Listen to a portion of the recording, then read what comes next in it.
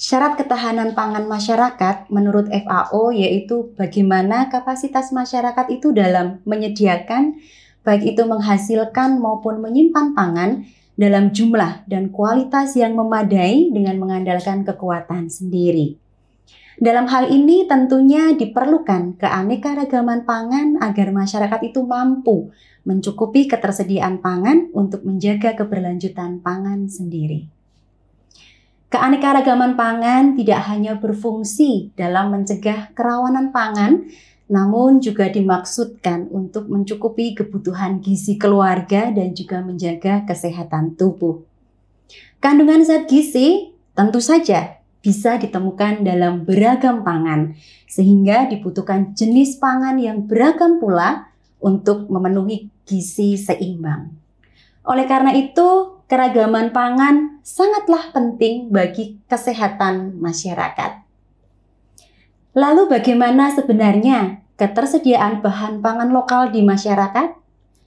Bagaimana pula cara pengolahannya agar bahan pangan lokal yang tersedia itu bisa diolah menjadi makanan yang beragam? Dan apakah ada teknologi pengolahan bahan pangan lokal sederhana yang bisa digunakan masyarakat untuk penganekaragaman pangan tersebut?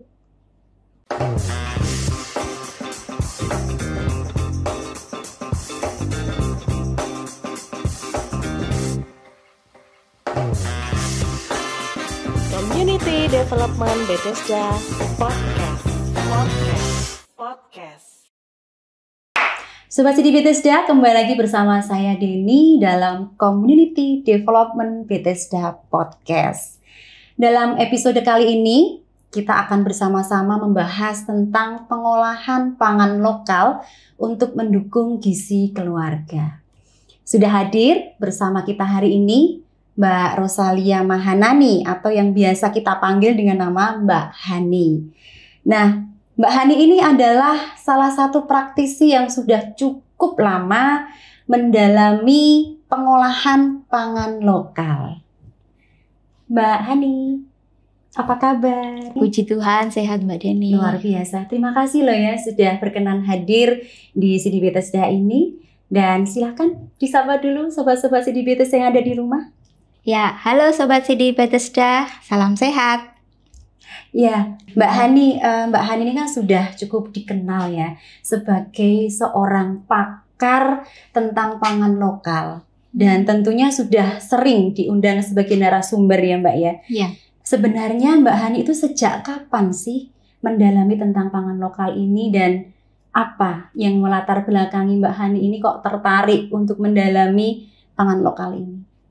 Ya, kalau untuk sejak kapan itu sebenarnya sudah sejak tahun 2000-an ya, 2000 sekian seperti itu. Nah, kebetulan dulu saya waktu itu masih sekolah, masih kuliah dan background saya pertanian. Dulu ada semacam gabungan dari beberapa lembaga yang terbentuk Simpul Pangan. Simpul Pangan. Ya, Simpul Pangan di DIY dan itu kita mendalami untuk diversifikasi pangan lokal, khususnya di DIY. Nah, dari situ kemudian kita belajar, mencoba mengolah, melihat lagi, oh ternyata di Jogja khususnya, di DIY dengan di beberapa kabupaten, itu ternyata ditemukan banyak sekali pangan lokal yang belum banyak dimanfaatkan. Padahal potensinya kan sangat besar. Itu sih Mbak Deni, untuk yang kenapa sih kita tertarik ya? Karena memang ternyata di Jogja ini banyak sekali pangan lokal yang memang perlu dikembangkan. Dan itu belum dimanfaatkan Dan di waktu belum itu ya? dimanfaatkan ketika itu. Sudah cukup lama ya, di tahun 2000-an Ya, sampai tahun sekarang 2000-an. 2024. Ya. Sudah sangat lama dan tentunya Mbak Hani sudah sangat paham nih tentang pangan lokal itu apa begitu ya. Nah Mbak Hani, tadi di awal kan sudah dijelaskan bahwa keanekaragaman pangan lokal itu kan harapannya nih dapat digunakan untuk mencukupi kebutuhan gizi keluarga begitu ya. Nah, boleh dijelaskan kepada Sobat Sidi Bethesda tentang apa sih sebenarnya itu pangan lokal dan apa saja sebenarnya yang termasuk dalam pangan lokal. mungkin jenisnya banyak kan ya Mbak, Ya. yang termasuk di dalam pangan lokal itu sebenarnya apa saja? Ya, kalau untuk pangan lokal itu sebenarnya definisinya adalah bahan pangan yang dihasilkan oleh wilayah itu sendiri. Yang kalau kita secara umum di Indonesia kan sebenarnya banyak sekali. Apalagi kalau kita bicara di DIY saja ya, kita di DIY saja sudah ada lebih dari 63 jenis pangan lokal. Nah, kalau dari situ kan kita bisa melihat sebenarnya pangan lokal kita itu kaya sekali, Betul. banyak sekali, tetapi untuk pemanfaatannya yang memang masih kurang. Nah, kalau kita melihat ini bisa meningkatkan gizi ya, karena di pangan lokal itu kan kandungan gizinya kan sangat tinggi ya sebenarnya untuk apa? Terutama untuk karbonya, karbohidratnya terutama. Dan untuk di Indonesia sendiri secara umum, kalau belum makan nasi kan belum puas, kenyang ya, belum makan. Padahal kalau kita makan pangan lokal itu sebenarnya juga sudah menjadi salah satu bagian kita itu sudah makan, kita itu sudah konsumsi karena karbohidratnya dia justru tinggi. Seperti itu Mbak Deni. Ya. Nah, benar ya, mungkin banyak sekali bahan pangan lokal yang tersedia di wilayah-wilayah kita gitu ya. Nah, cuman nih kan saya aja masih bingung nih Mbak sebenarnya. Yang termasuk jenis-jenis masuk dalam pangan lokal itu sebenarnya apa aja sih Mbak? Apakah beras, apakah umbi-umbian atau apa gitu Mbak? Kalau pangan lokal sendiri kalau untuk di Jawa itu biasanya kan bahasa Jawanya kan ngerowot gitu ya, kerowotan, akar-akar ya, umbi-umbian apa kita bicara umbi-umbian itu kan akar ya. Jadi kayak singkong, ubi jalar itu kan juga bermacam-macam. Ada kuning, ada putih, ada ungu, kemudian ada lagi jenis-jenis talas-talasan, kemudian jagung sekarang ada jagung lokal. Jagung yang sudah mulai dimodifikasi juga ada, tetapi kalau untuk yang bicara pangan lokal, jagung itu jagung putih, jagung yang kecil-kecil, kemudian sukun itu juga termasuk pangan lokal, pisang itu juga termasuk pangan lokal. Jadi sebenarnya banyak sekali jenis dari pangan lokal itu yang kita bisa manfaatkan lebih gitu. Kayak jagung itu kan jagung yang zaman dulu itu mungkin ya Mbak, yang warnanya putih kemudian ada yang kuning. Tapi kalau jagung manis itu apakah termasuk pangan lokal juga Mbak? Kalau jagung manis itu sebenarnya dia sudah bukan lokal dalam arti dihasilkan oleh masyarakat di situ. Iya, karena sudah ada proses untuk mendapatkan benihnya. Seperti beras kan juga seperti itu. Jadi ada beras lokal. Nah, kalau yang benar-benar pangan lokal ya semacam umbi-umbian itu tadi. Kayak zaman dulu itu saya ingat kalau masih kecil itu ada Garut gitu ya. Tempat saya namanya Garut, kemudian Ganyong. Ya. Itu sekarang masih ada juga ya Mbak ya? Masih ada banyak. Itu biasanya di daerah lahan kering. Kalau di Jogja sendiri untuk kota kan sudah nggak ada lahannya ya. Tetapi kalau untuk di daerah-daerah Kulon Progo, di Bantul, di Gunung Kidul itu masih banyak sekali. Ya. Itu Mbak Deni.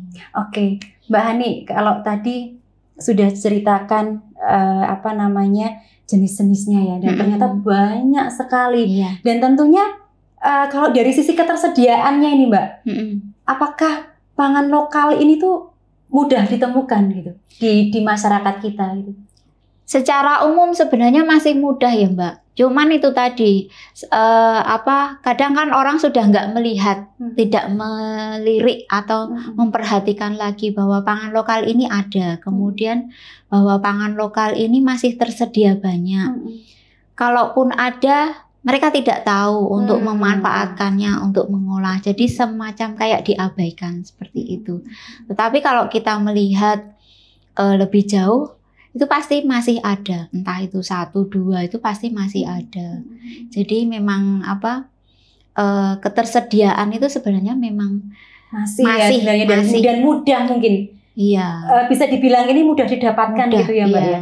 Meskipun kayak Ganyong itu kan tidak semua tempat itu ada. Tapi di wilayah itu pasti ada, dan mudah ditemukan dan gitu mudah ya. ditemukan. Oke, baik. Ini Mbak Hani, untuk mendukung kesehatan ibu dan anak ini ya, pemberian makanan tambahan atau PMT itu yang berdasarkan pangan lokal itu yang sudah dilatihkan apa saja, Mbak? Tentunya banyak ya. Iya.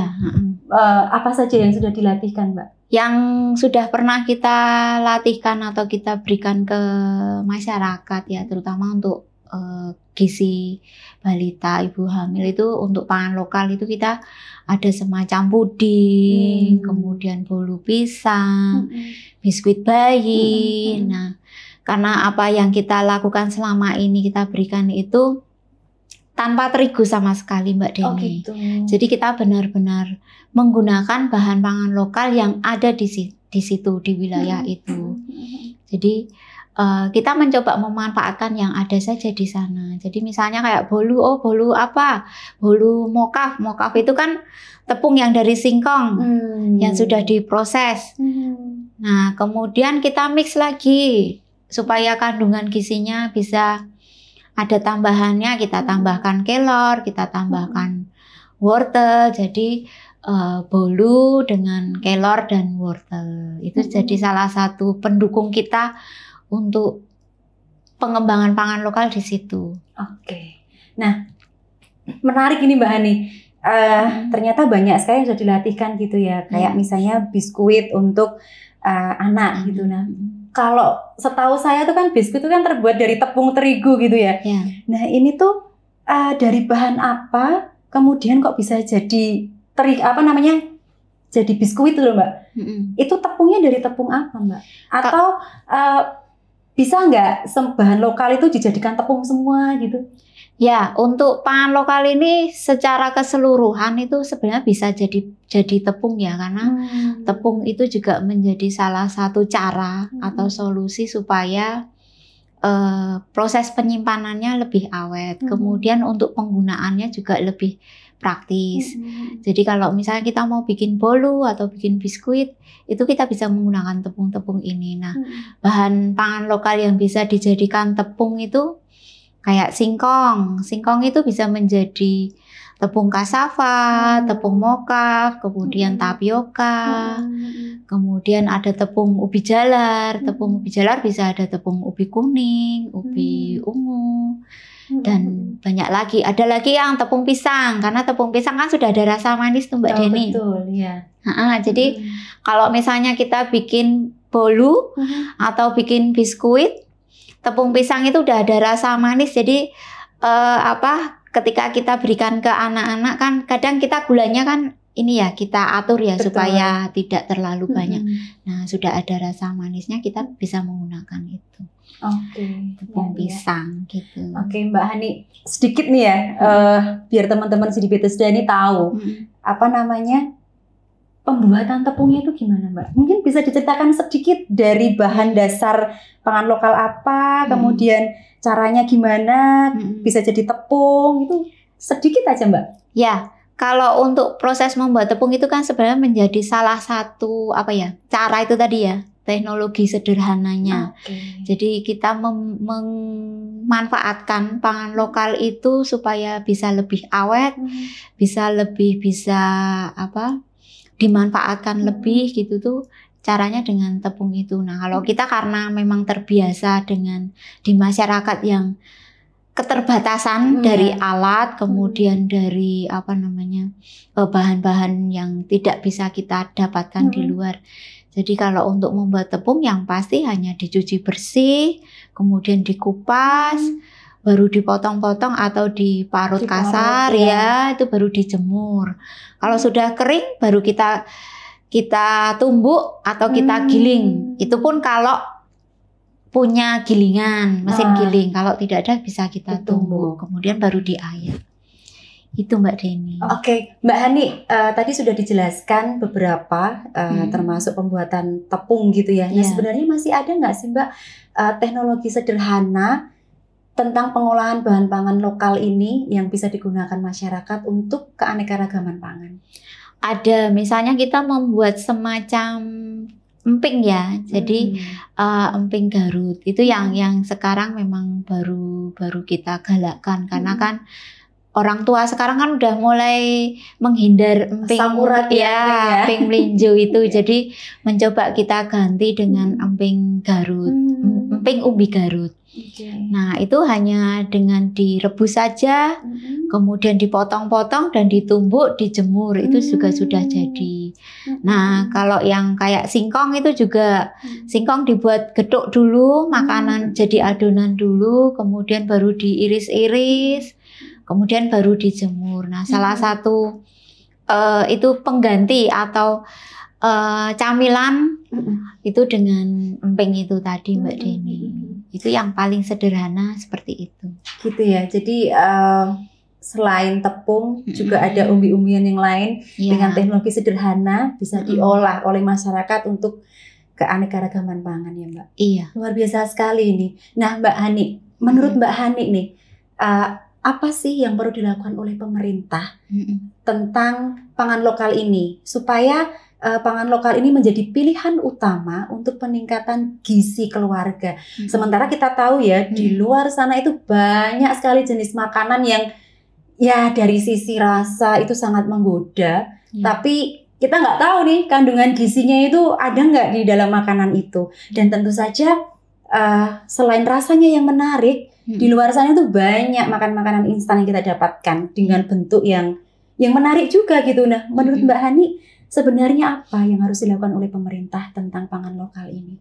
Ya, kalau dari peraturan pemerintahan sebenarnya ada ya untuk ketahanan pangan, kemudian itu menjadi kedaulatan pangan, kemudian kemandirian pangan. Yang itu kan sebenarnya arahnya itu supaya tidak import pangan. Nah, salah satu kita pengembangan pangan lokal itu sebenarnya adalah kita mencoba mengurangi atau setidaknya kita tidak tergantung ketergantungan kepada terigu ya. Terigu kan kita masih mengambil dari luar negeri ya karena di Indonesia tidak ada tanaman tanaman terigu. Nah, salah satunya adalah harapannya sih dari pemerintah bisa meregulasikan itu. Terutama kalau di daerah-daerah mungkin sudah ada ya kayak kebijakan di tiap kabupaten mungkin untuk penggunaan atau untuk misalnya kalau ada pertemuan kita menggunakan pangan lokal seperti itu. Tetapi itu tadi dikembalikan lagi bahwa kita secara umum di Indonesia ini ketergantungan untuk terigu itu kan masih sangat tinggi. Betul.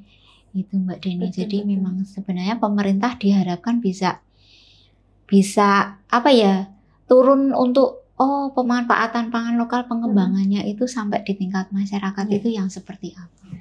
Gitu. Setuju itu Mbak, gitu ya. Nah, Mbak Hani ini kan tadi sudah disampaikan kalau Mbak Hani kan sering menjadi narasumber di berbagai macam kegiatan dan juga mengedukasi masyarakat tentang pengolahan bahan pangan lokal ini ya Mbak ya.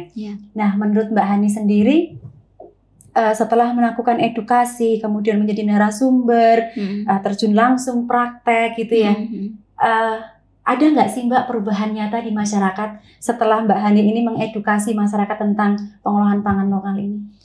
Kalau untuk yang langsung ya, maksudnya langsung bertemu dengan masyarakat itu jelas kelihatan ada ya. Maksudnya ketika itu nanti di kegiatan Posyandu atau Posbindu itu kan untuk PMT-nya sudah mulai menggunakan pangan lokal itu sendiri.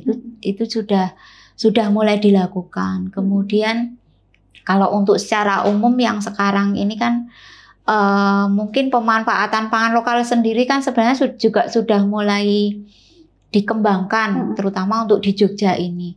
Di Jogja untuk wisata sudah mulai menggunakan. Kayak bakpia aja udah isinya udah ubi ungu, labu kuning seperti itu. Tetapi itu akhirnya kan mengarahnya kan bukan lagi ke gizinya. Nah, harapannya kan kita bisa menggunakan itu sebagai pola konsumsi di keseharian. Nah, dengan pangan lokal itu, Mbak Deni.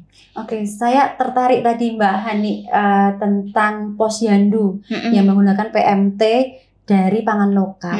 Perubahannya apa Mbak? Maksud saya segini, sebelum Mbak Hani mengedukasi itu PMT-nya itu bentuknya apa? Kemudian setelah Mbak Hani masuk memberikan edukasi ke masyarakat, mungkin ke kader-kader posyandu gitu.